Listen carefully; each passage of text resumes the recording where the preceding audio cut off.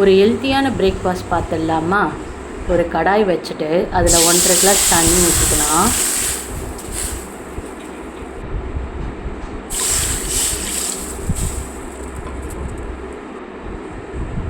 உப்பு கொஞ்சம் போட்டுக்கலாம்.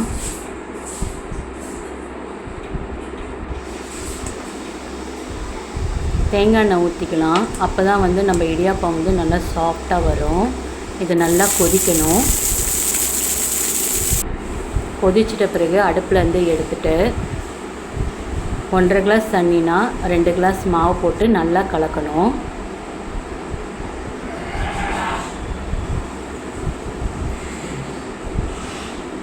நல்லா கலக்கிட்டு ரொம்ப சுடும், கைவிடாமல் கலக்கிட்டு ஒரு 5 நிமிஷம் பொறுக்கணும். அதுக்கப்புறம் நம்ம இடியாப்பம் அச்சு எடுத்து அதில் போட்டு இடியாப்பமாக பிழிஞ்சிக்கலாம். ரொம்ப அருமையான பிரேக்ஃபாஸ்ட்டுங்க இது. ஈவினிங்கில் கூட நீங்கள் ஸ்நாக்ஸாக கூட குழந்தைங்களுக்கு பண்ணித்தரலாம். நிறைய கால்சியம் இருக்குது, அயன் இருக்குது. ட்ரை பண்ணி பாருங்கள். கேழ்வரகு இடியாப்பந்தான்.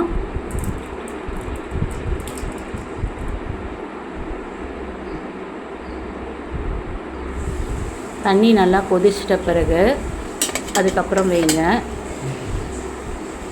நல்லா வெந்துட்ட பிறகு அது மேலே சர்க்கரை தேங்காய் போட்டு சாப்பிடுங்க.